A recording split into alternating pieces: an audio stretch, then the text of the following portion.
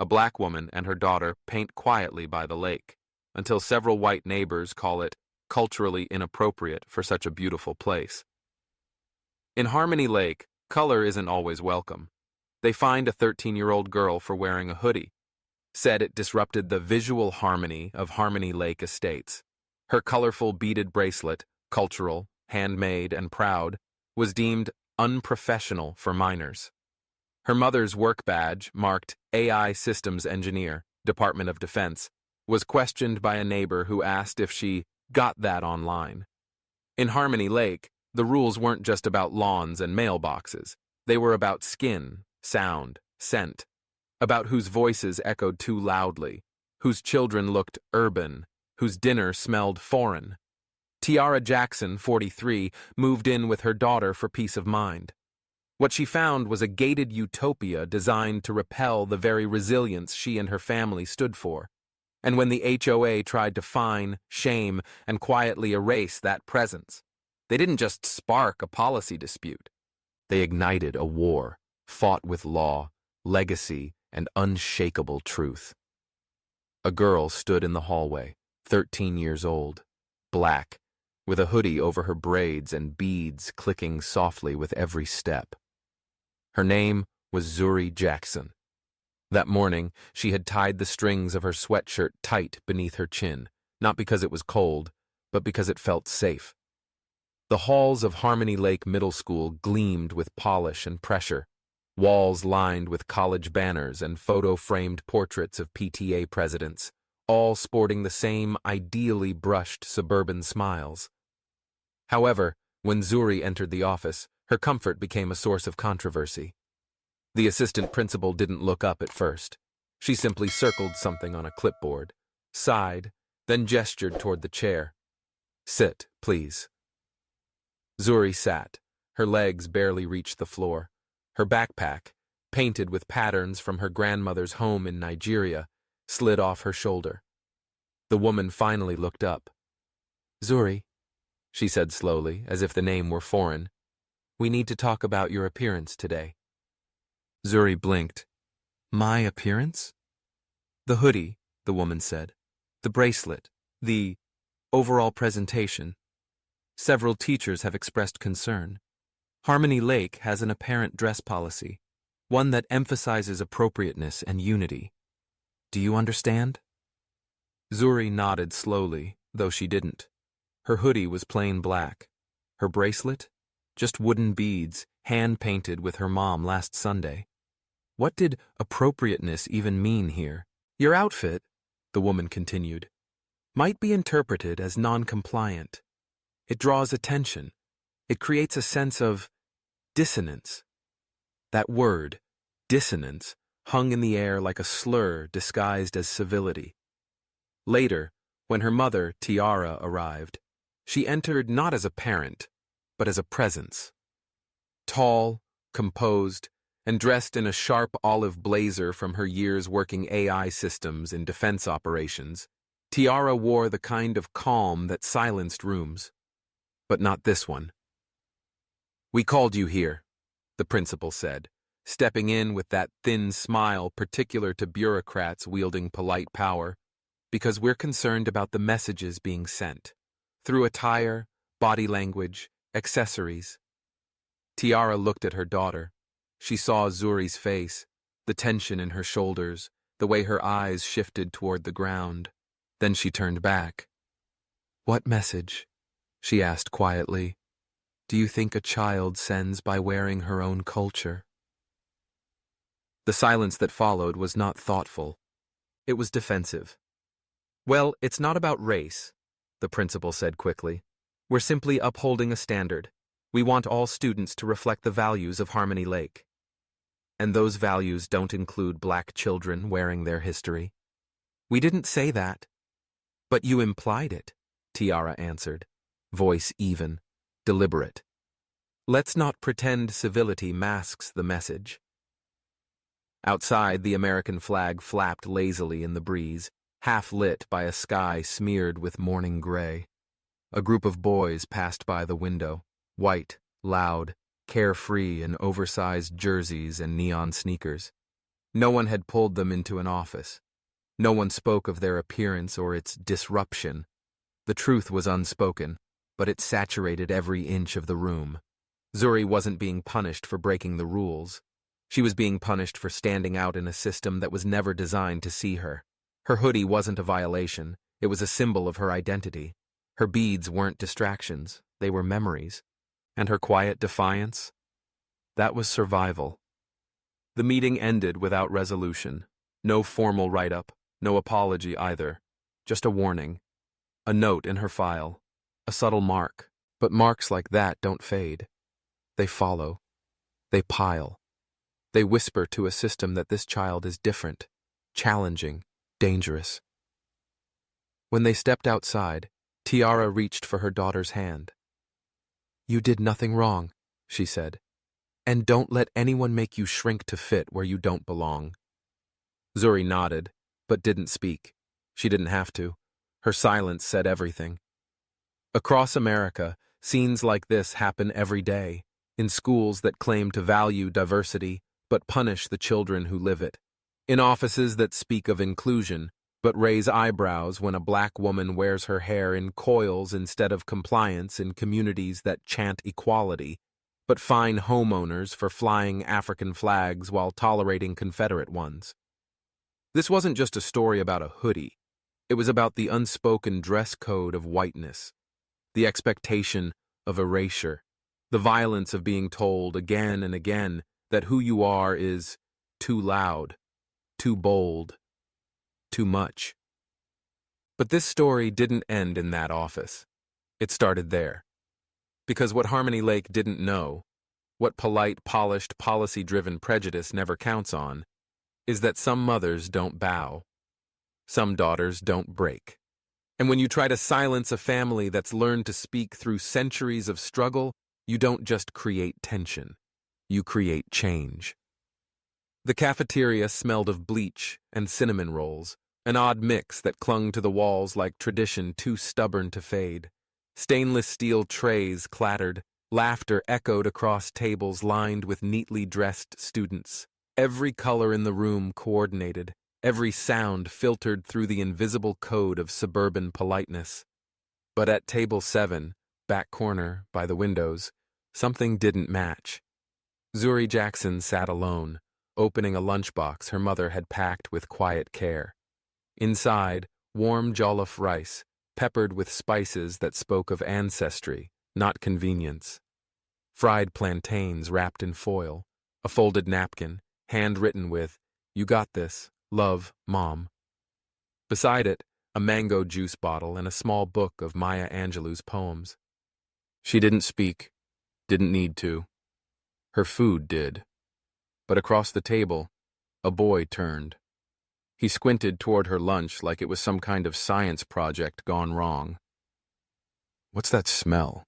he muttered, not low enough. Another chimed in. "Smells like someone burnt the cafeteria." Laughter, not explosive, worse, casual. A girl leaned closer to Zuri, nose wrinkled, voice coated in fake sweetness. "Is that curry or something? I saw something like that on TikTok once. Is it spicy? Like, burn your mouth spicy?" Zuri blinked. She wasn't sure what to say. Every word she considered felt like a test with no correct answer. She reached for her fork. "You should probably eat outside," one boy said, laughing. "For everyone's safety." That one stung, not because of the words, but because of the truth behind them. She could feel eyes now, from other tables, a subtle shift in the air. Forks are slowing mid-bite. Conversations are dipping in volume. She wasn't a student anymore. She was a presence. And that presence was suddenly unwelcome. A lunch monitor strolled by. She saw the scene, smelled the food, paused, then approached not the boys, but Zuri. "Sweetheart," she said, voice heavy with performative warmth. "Do you maybe want to sit in the art room today? Sometimes it's quieter in there. Less distracting." Zuri didn't answer. Her face stiffened. She packed the lid back over her food. She stood up, strolled, and left. Not to the art room, but to the girls' bathroom, where she sat in the third stall and stared at the ceiling while tears balanced on the edge of her eyelids like tiny rebellions. Elsewhere in town, someone was giving a speech on diversity. Somewhere else, another principal was posing for a photo beside a banner that read, "All are welcome."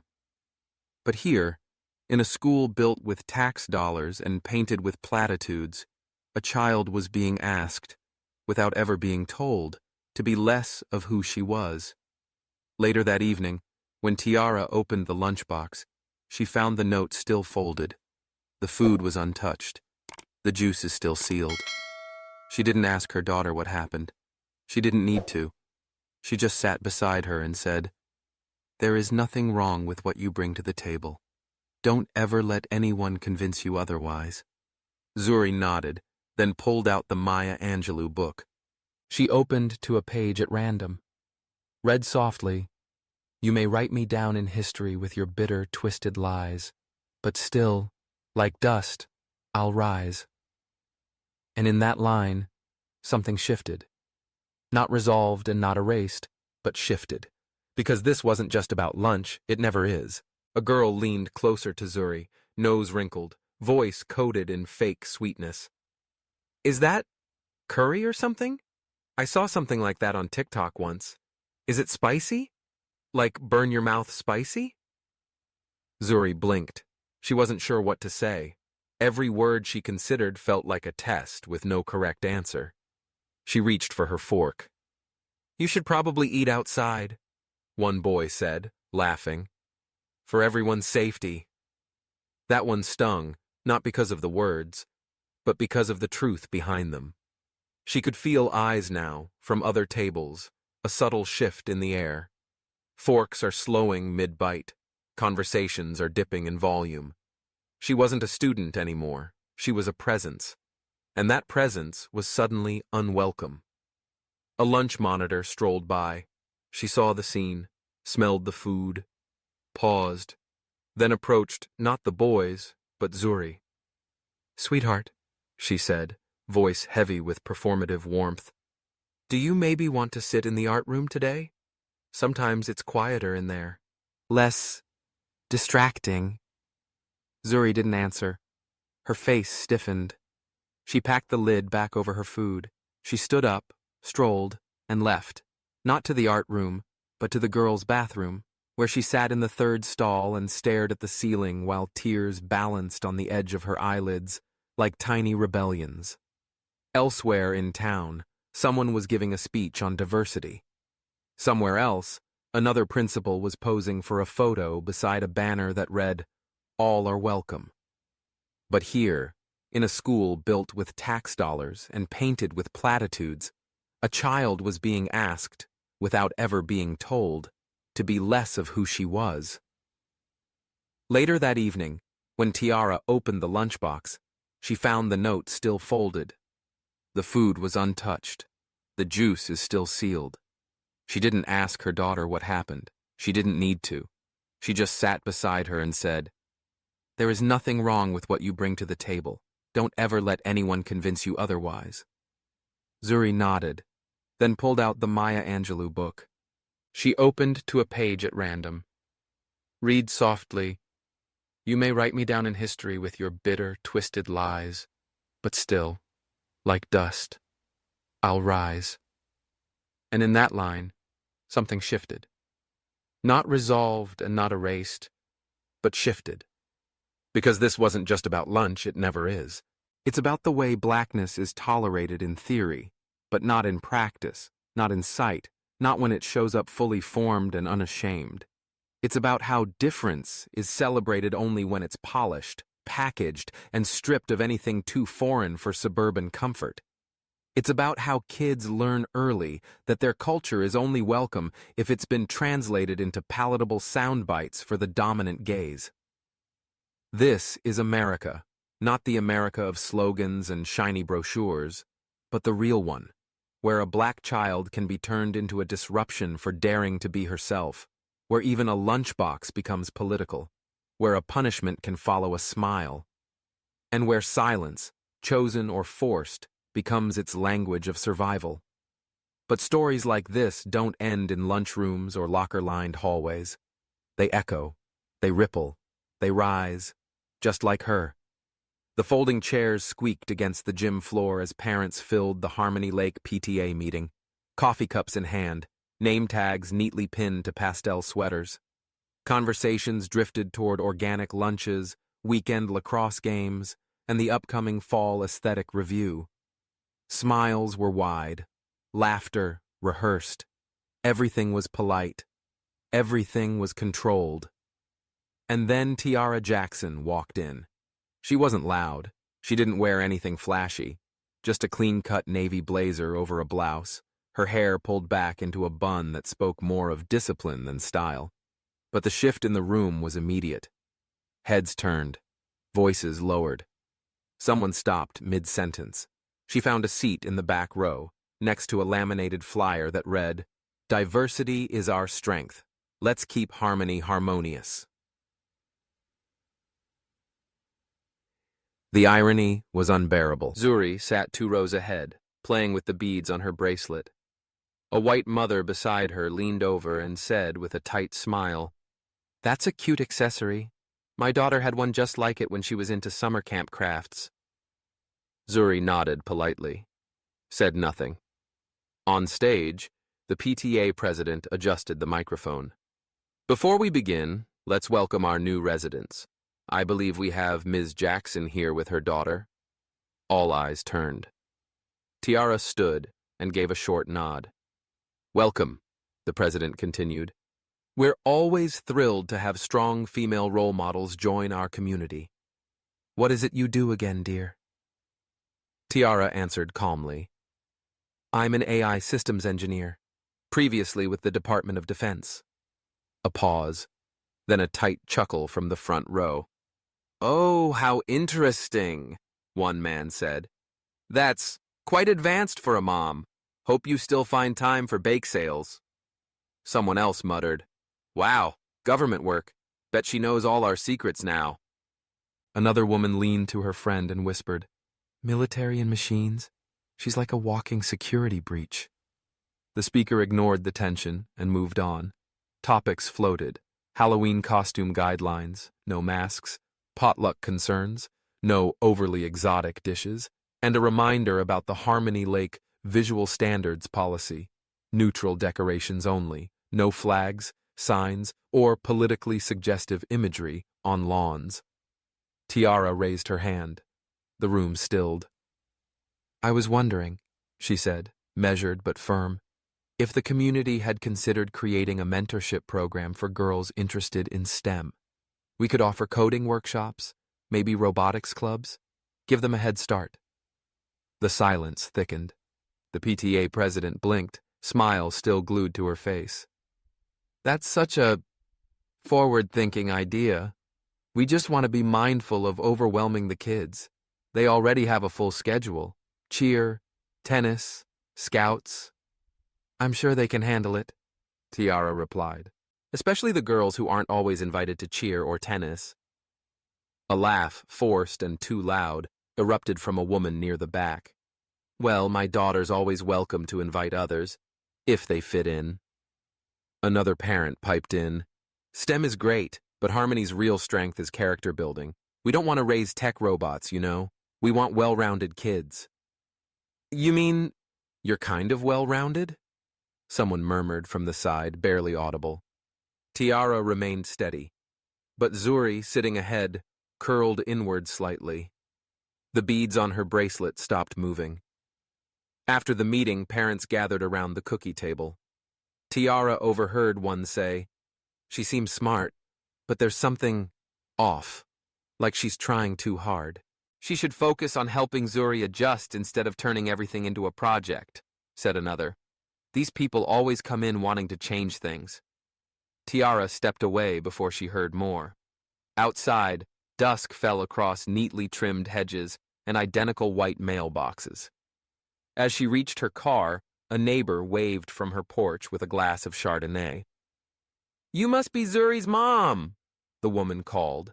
"We've been watching you settle in." watching. Not welcoming. Watching.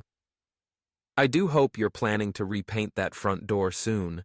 The Navy's a bit bold for our HOA standards. We tend to keep things soft and neutral around here. Tiara smiled faintly. Neutral for whom? The woman blinked.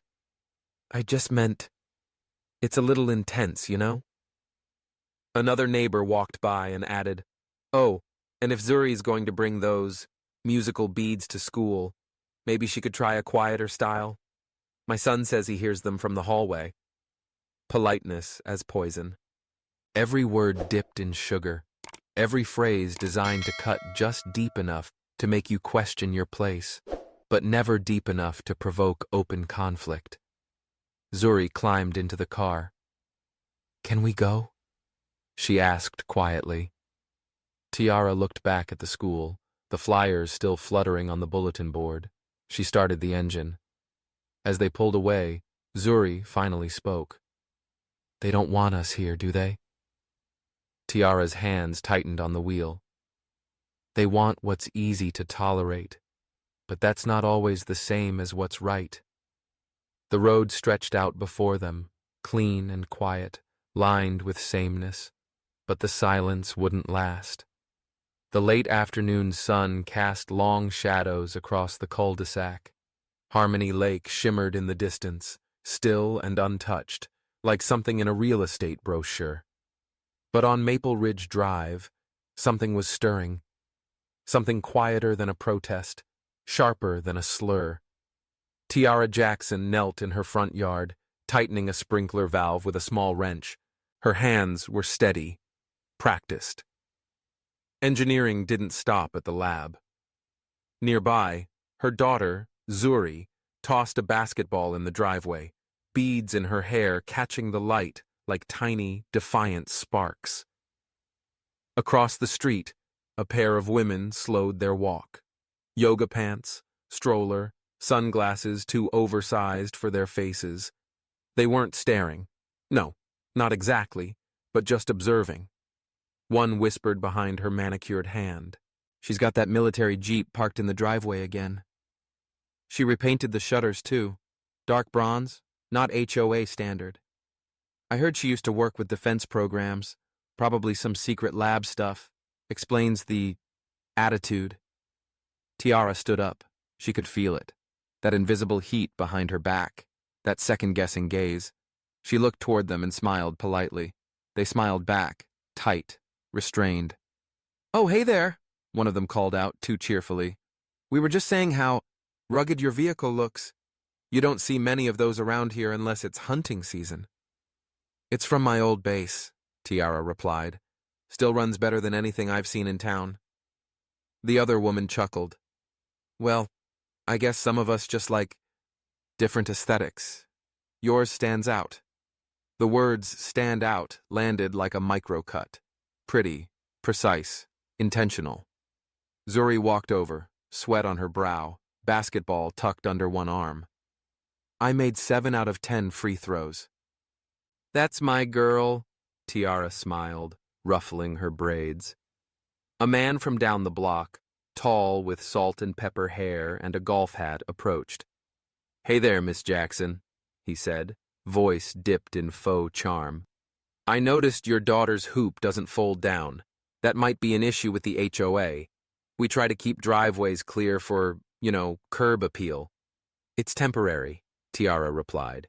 We move it in after practice.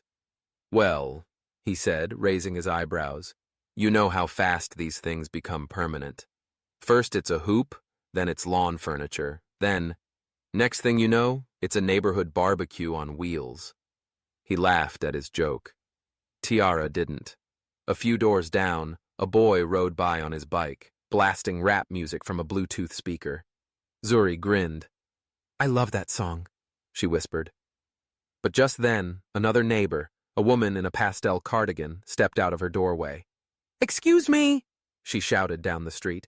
We don't allow amplified music in public areas. The boy rolled his eyes and turned the speaker off. The street fell silent again. Tiara watched it all with the patience of someone who had spent her entire life being told to calm down, take the high road, and not overreact. She turned to Zuri. "Want to help me wash the Jeep?" "Yes!" Zuri beamed. They pulled the hose out. Water splashed across the concrete. Soap bubbles floated in the air. Laughter echoed faintly. For a moment, it felt like any other American afternoon. Until a black SUV slowed as it passed their driveway, a man leaned out the window. "You detailing cars now?" He smirked. "Let me know your rates." Tiara straightened. Zuri froze. The SUV rolled on. Zuri looked up. "Was that supposed to be a joke?" Tiara didn't answer at first. Then, softly, "It was a reminder." "A reminder of what?" "That we're not invisible, just unwelcome." That night, a notice arrived taped to the door. HOA violation. Unauthorized outdoor activity. Resident observed engaging in prolonged driveway water usage during restricted hours. Also note, basketball equipment not in compliance with Harmony Lake property aesthetic guidelines. Zuri read it twice. "But Mom, we didn't even leave the hoop out. We cleaned the car."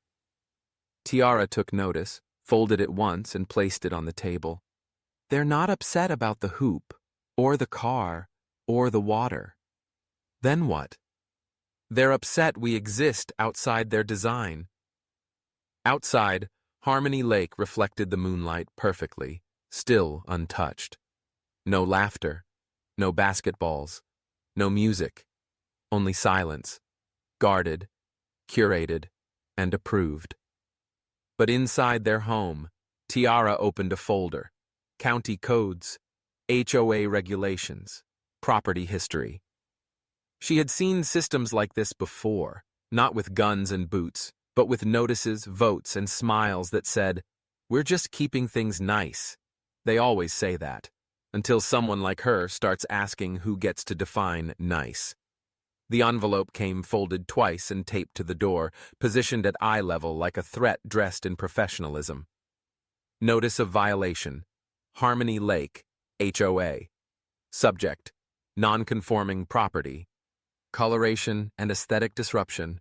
Action required, repaint the entry door to comply with neighborhood palette. Section 4, Article 7B. Deadline, 10 days, fine, $250 day after non-compliance. Tiara Jackson read it twice, then a third time, slowly. The front door in question was deep navy, professionally painted 2 weeks earlier. Chosen not for rebellion, but for resonance, a color her late husband once called steadfast.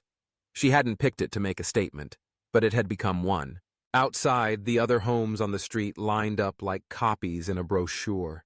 Egg-shelled whites, pale grays, beige, beige, beige.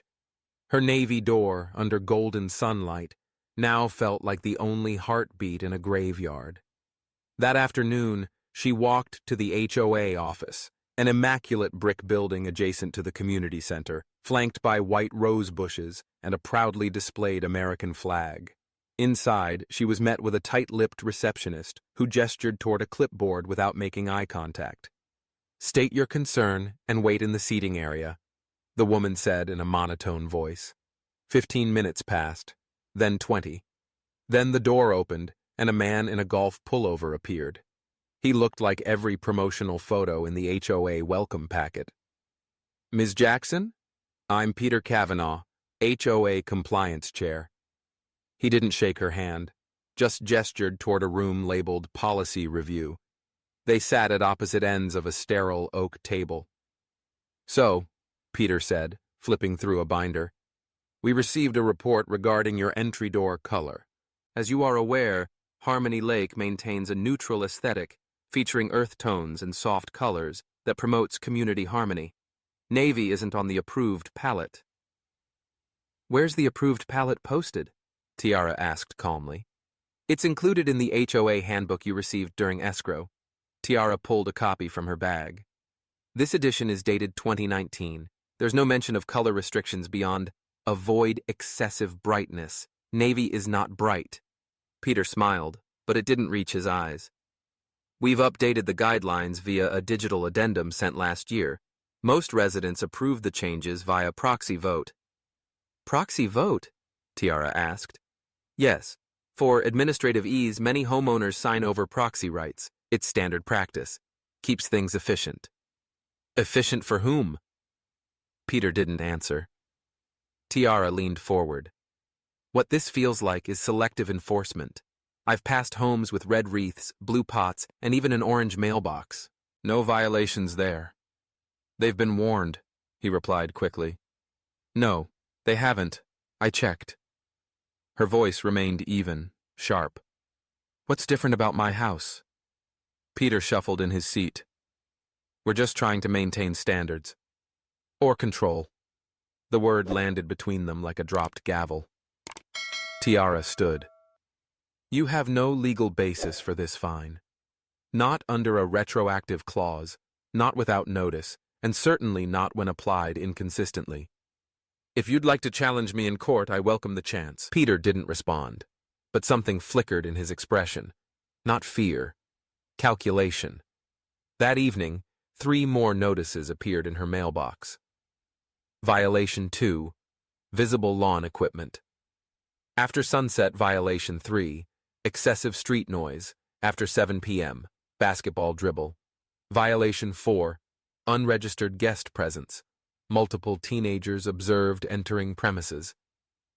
Tiara read them under the kitchen light, each line colder than the last. Zuri sat nearby, homework untouched. Mom, she said, voice soft. Are we doing something wrong? Tiara looked up. No, baby, we're just doing something they don't expect. Zuri hesitated. Am I allowed to have friends over? Tiara smiled, but her eyes didn't. You're allowed to live. That night, Tiara opened her laptop. She pulled up city records, county zoning laws, and state HOA statutes. She read until midnight. Then she started printing. Section by section, page by page. Evidence. Pattern. Precedent. Because this wasn't about a door, or a basketball, or a color swatch. This was about drawing a line around her presence and slowly, inch by inch, erasing it. They wanted her to soften, to shrink, to repaint her identity into something neutral enough to pass inspection. But Tiara Jackson had served 2 decades under orders. She'd broken encryption in war zones, spoken before generals, and trained machines to think for themselves. She was not about to be intimidated by paper bullies in cardigans.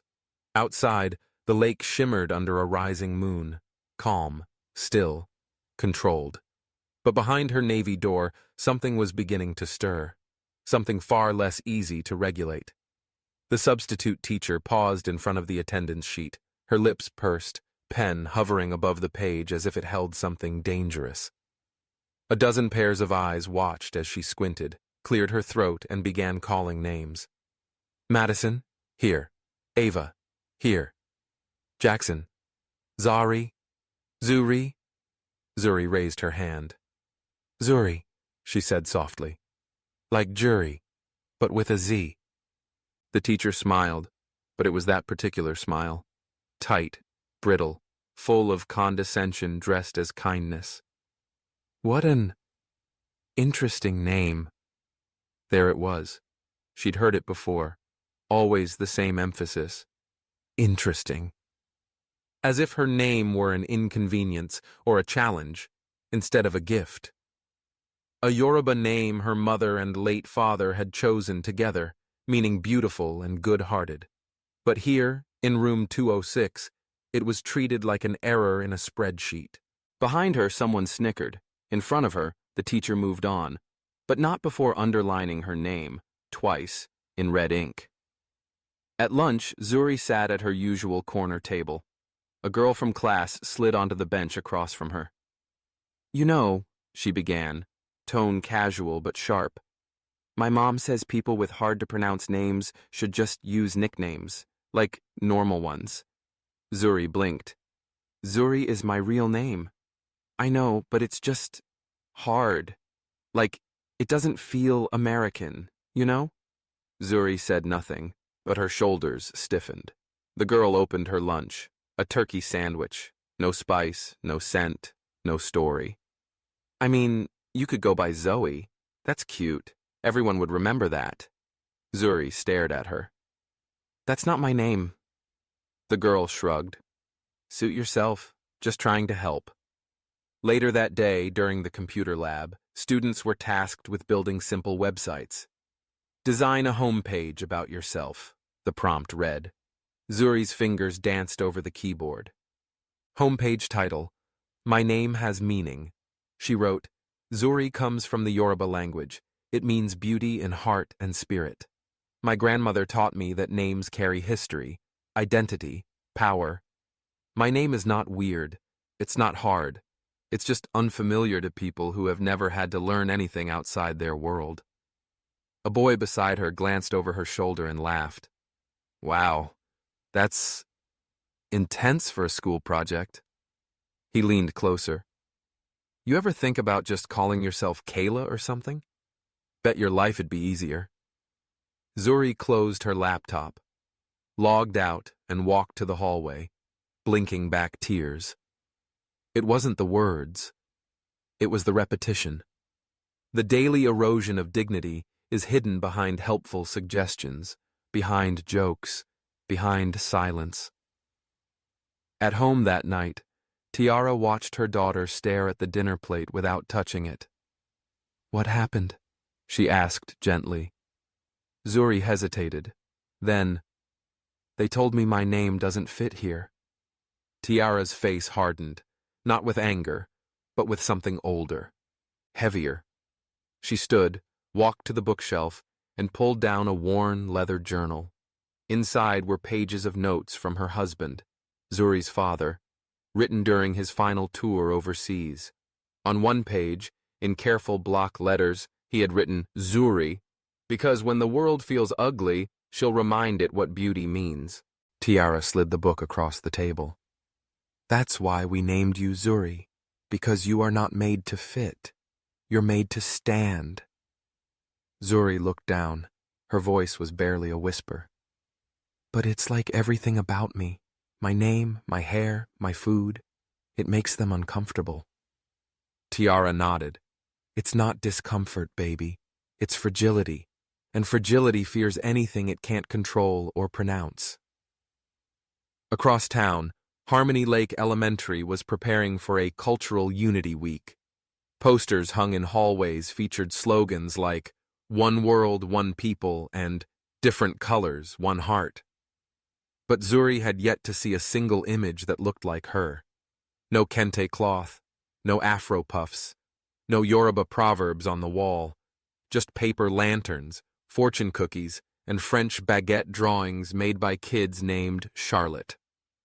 In the Friday morning assembly, the principal stood on stage with a bright blue scarf draped over her neck. Today, she announced, we're celebrating multiculturalism, and our own Miss Jackson has volunteered to share something special about her culture. Zuri hadn't volunteered. Her teacher had nominated her without asking, said it would be empowering. Empowering for whom? Zuri stood frozen under the gym's fluorescent lights, the microphone suddenly enormous in her hand. Whispers rippled through the student body. A few phones tilted upward. She took a deep breath.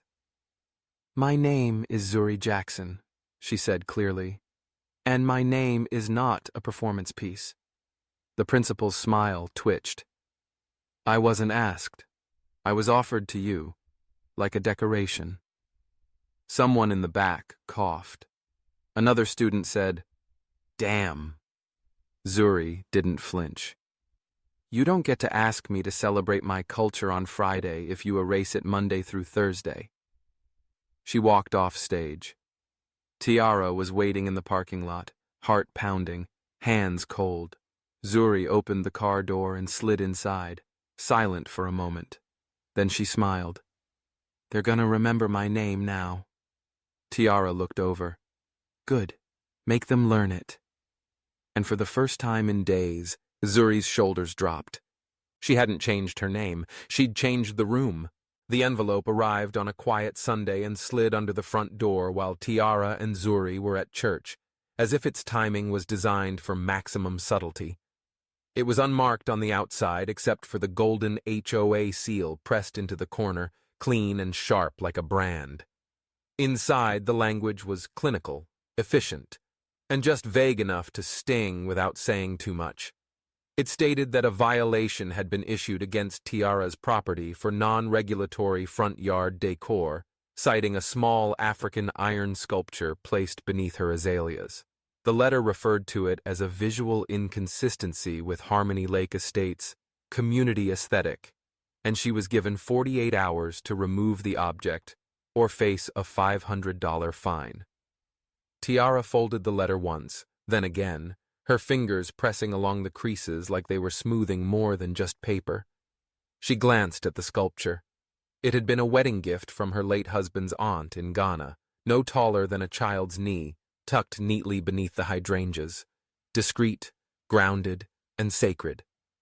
In any other context, it might have been called elegant. In this neighborhood, it was suddenly labeled disruptive.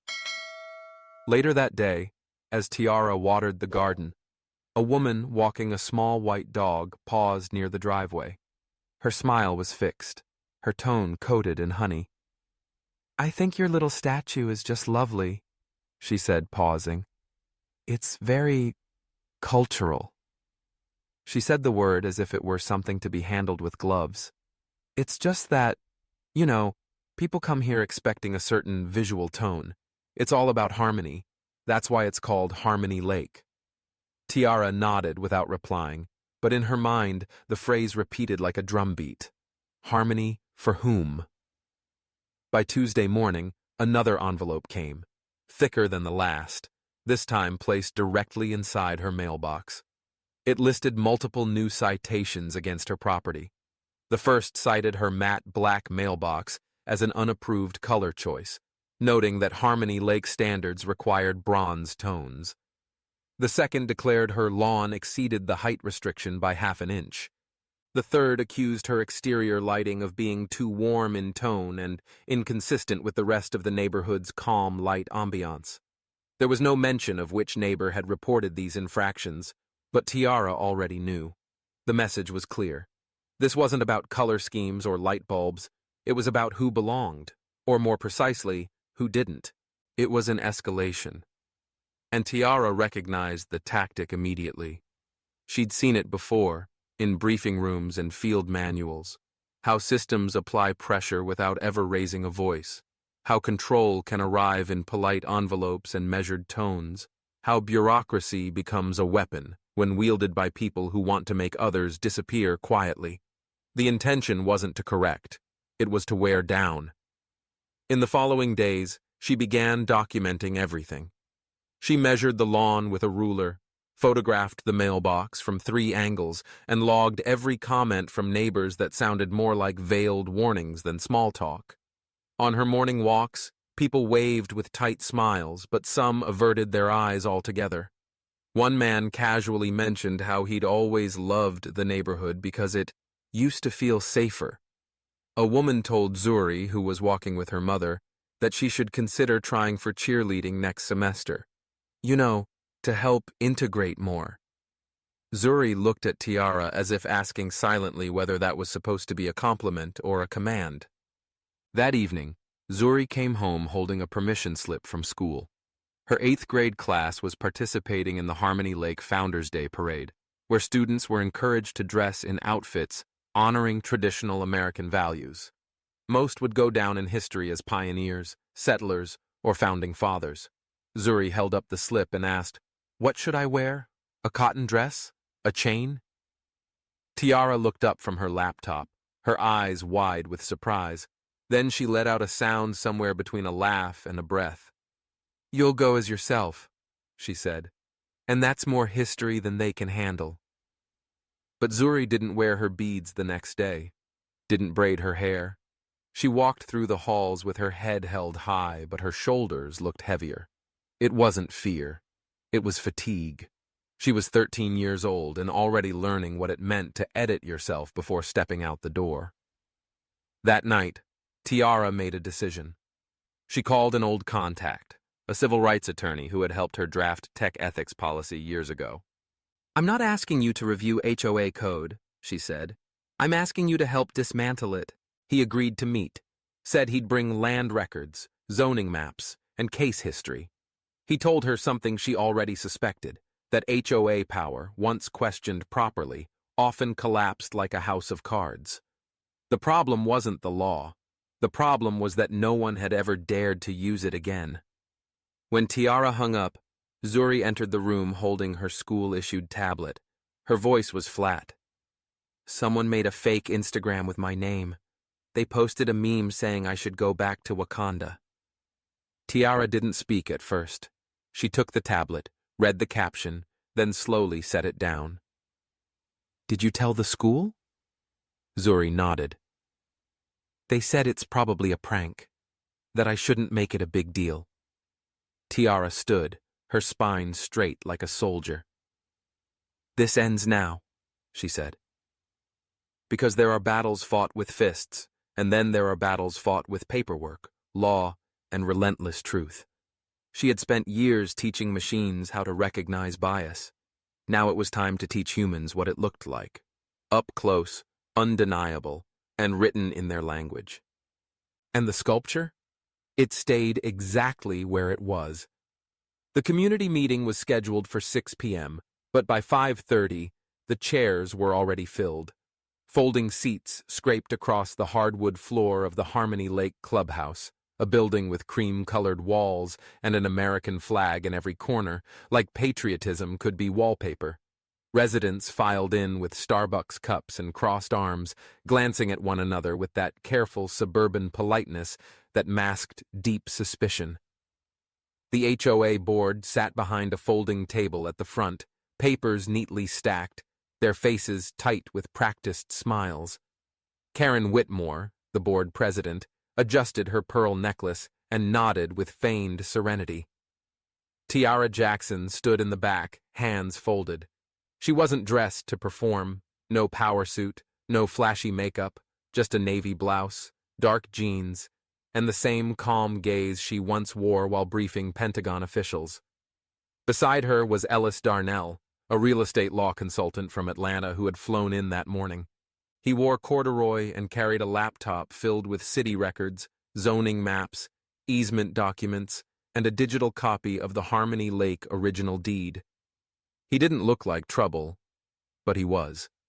The kind that spoke softly and carried a 200-page PDF of everything the board had hoped no one would ever read. The meeting began with the usual parade of updates: lawn maintenance, a proposal for a new fountain, and complaints about noise levels on weekends. Then came the section marked Open Resident Concerns. Karen scanned the room, expecting to be asked passive questions about recycling bins or potholes. Tiara raised her hand. The microphone passed awkwardly down the aisle. When she stood, the room quieted, not because of the volume, but because of gravity. "My name is Tiara Jackson. I live on Birch Hollow Lane. I have several concerns, but I'll start with this. Over the past 3 months, I've received 6 different citations from the HOA, each more arbitrary than the last. My daughter has been harassed at school, our home singled out for aesthetic violations, and when I asked to see the specific guidelines, I was given vague language and inconsistent enforcement. So I decided to read for myself." She nodded to Ellis, who stepped forward and connected his laptop to the projector. On the screen, a map of Harmony Lake Estates appeared, overlaid with color-coded parcels and a digital overlay of easements. "This is your community's land use plan," Tiara continued. "It shows that several properties, including mine, sit on land originally excluded from the HOA's jurisdiction. The decorative regulations only apply to Phase 1 developments. Birch Hollow was Phase 3, added later through a non-binding annexation that was never properly filed with the county." Murmurs rippled through the crowd. Karen stiffened. Ellis clicked on another document. It was a digital copy of the HOA charter, scanned from the county clerk's office. Highlighted text appeared on the screen. This clause, Tiara said, allows the board to issue proxy votes in absence of resident attendance. However, it doesn't allow them to control those votes without annual reauthorization indefinitely. Yet here, she pointed to a time-stamped email, we see that proxy control has been maintained for up to 5 years without renewal, primarily by board members voting on behalf of absent renters or military families. Someone in the crowd let out a low whistle. A man in the front row turned and whispered, "That's illegal." Karen stood quickly, her voice brittle. "Ms. Jackson, I believe you're confused. These records aren't official. You can't just—" "They're from the county registrar's office," Ellis said calmly. "Stamped, recorded, and notarized." Tiara's tone never rose. "This isn't about decor. This is about exclusion, about how authority has been used not to serve the community, but to suppress part of it. Selective enforcement, unwritten expectations, cultural erasure hidden in flowerbed policies." Silence. Thick, uncomfortable, necessary. She added, "I didn't move here to fight. I moved here to heal. But when healing becomes resistance, it means the wound never closed." From the back, Zuri entered quietly, carrying a folder. She approached her mother and handed it to her without a word. Tiara held it up. "In here are 12 signed affidavits from residents who have also been unfairly targeted. 2 were cited for Halloween decorations. 1 was fined for porch music. All of them, without exception, are Black, Latino, or single parents. Meanwhile, other violations by longtime residents have gone unpunished." Karen opened her mouth, closed it. Her eyes darted toward other board members. Greg, the treasurer, suddenly found something exciting on the table. Tiara walked toward the board's table and set the folder down with quiet finality. "This ends here. Either the board acknowledges this pattern and commits to reform, or I will take this to the municipal hearing office, and if needed, civil court." Someone in the crowd clapped, then another, and another. Karen tried to speak, but the momentum had shifted. The room no longer looked at her with deference. They looked at Tiara. Because it wasn't just about her anymore. It was about everyone who'd been told they didn't quite belong, and everyone who finally realized they did. The next morning, Tiara stood at her kitchen window with her second cup of black coffee, watching the fog lift off the lake. It looked peaceful, like something out of a brochure, but she knew better now. Peace in this neighborhood was curated, carefully trimmed like the hedges that lined each driveway. Order didn't mean fairness here. It meant compliance and silence. But silence had been broken, and now something was shifting. That afternoon, she received an email from a name she didn't recognize. Becky Tran, Unit 27, tucked behind the tennis courts. The message was short, nervous in tone. "Hi, I saw you speak at the meeting last night. I'm not black, but I'm Vietnamese, and I've had issues too. My lanterns were called too festive. My daughter got fined for having a pride sticker on her bike. If there's a group forming, I'd like to be part of it." By the end of the day, Tiara had received 7 more. The following Sunday, a dozen residents met in her living room. Not activists, not lawyers, just tired neighbors. A retired nurse, a single dad, a couple who'd lived here since the Reagan years, a soft-spoken man who worked nights and had received 3 violations in 1 month after asking why the HOA newsletter never mentioned Juneteenth. They sat in folding chairs and on the floor, Zuri quietly passing around lemonade and store-bought cookies. No one mentioned the word racism at first. It hung in the air like pollen. Everyone knew it was there, but no one wanted to breathe it in too fast. Then Maria, the Latina mother of 2, spoke up. She said her 10-year-old was written up for leaving a toy dinosaur on the lawn, while the white neighbor across the street had a whole pirate ship playset untouched for years. She didn't cry. She just said it like a weather report. Normal. Expected. That was the moment the conversation turned from frustration to focus, because they realized this wasn't just happening to each of them, it was happening systematically. Over the next 2 weeks, Tiara and Ellis helped organize what they jokingly called the Sidewalk Coalition. It wasn't official, didn't need to be. It was a quiet network of residents sharing documentation, watching how rules were enforced, and collecting inconsistencies. Every lawn height measurement, every selective warning, every email has with tone but no signature. Ellis drafted a memo summarizing their findings so far. 26 recorded citations issued disproportionately to residents of color, renters, and single-parent households. He color-coded a map of the community and shaded in the homes receiving violations. The pattern was unmissable. The bias wasn't anecdotal. It was mathematical. Then came the retaliation. Tiara returned from work one evening to find a plastic bag taped to her garage. Inside was a typed letter with no signature. It warned that stirring up division would only bring down home values and attract the wrong kind of attention. The last line read, "There's a reason people like you didn't move here 10 years ago." No threat, but it didn't need one. She called Ellis. He didn't hesitate. "It's time." They filed a formal complaint with the County Housing Commission.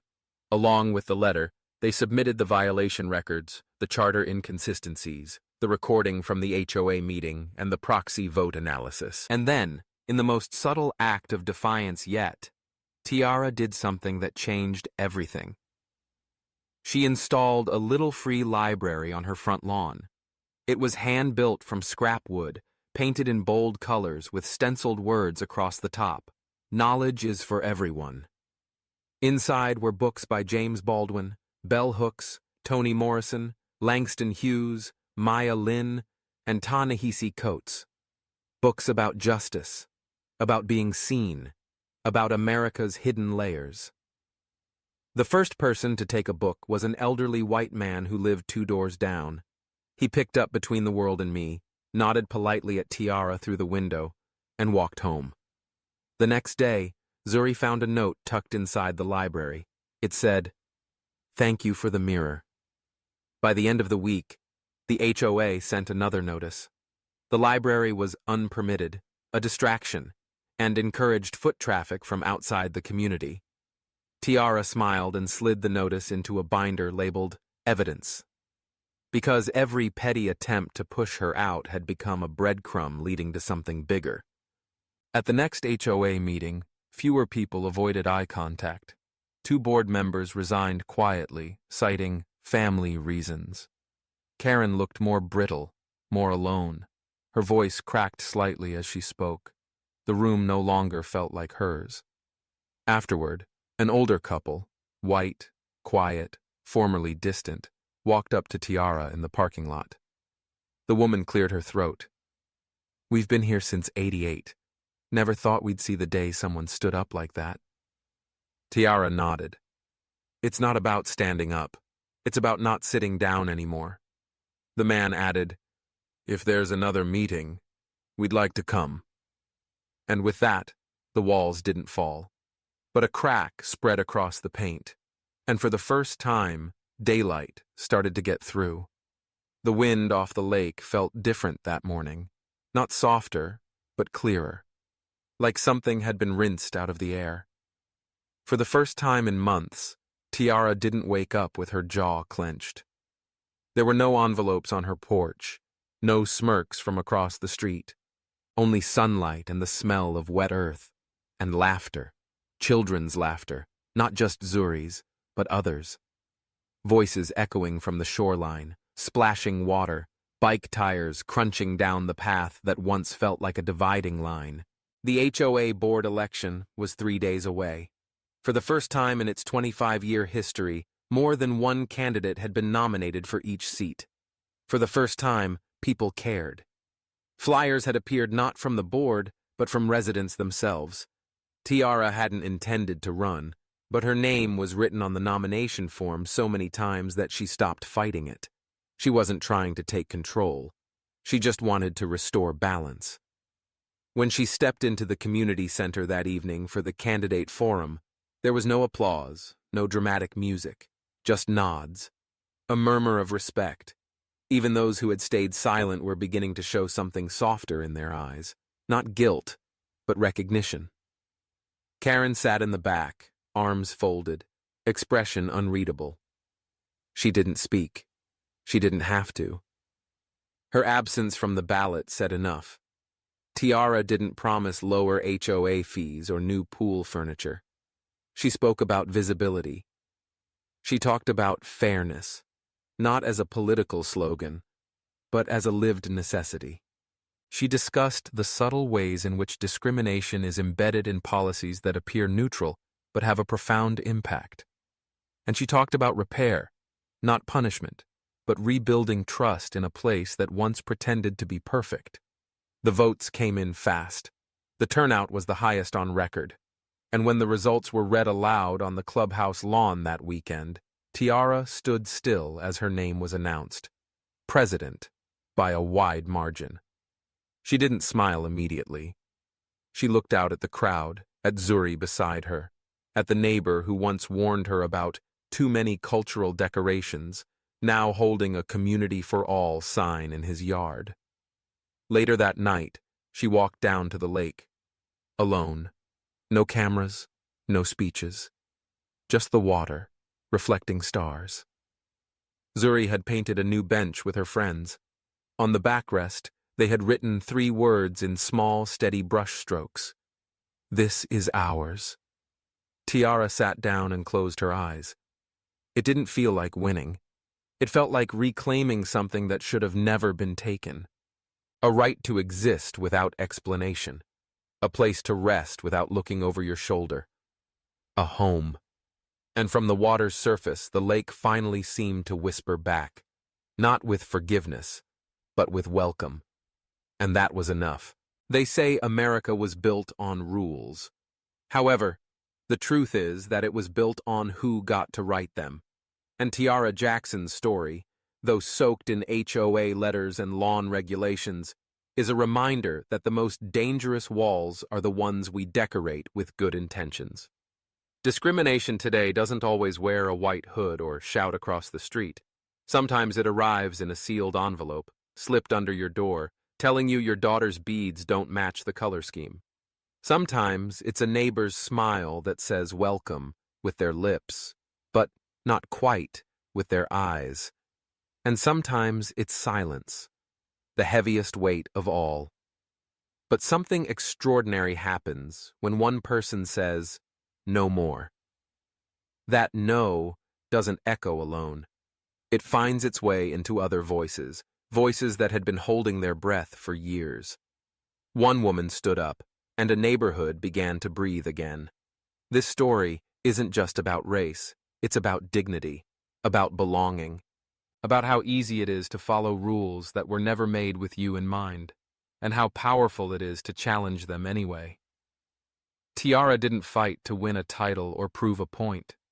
She fought so her daughter wouldn't have to ask for permission to be seen. And maybe, just maybe, that's the real American value we've been starving for. Not control, but compassion with backbone. Not an order that silences, but a community that listens.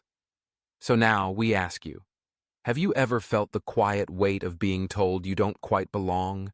Have you ever been fined for being different, but told it was just policy? We want to hear your truth. Share your story in the comments below. Let it breathe. Let it ripple. You never know whose silence your voice might break. If this story stirred something in you, if it made you pause, made you feel, made you remember, then don't let it end here.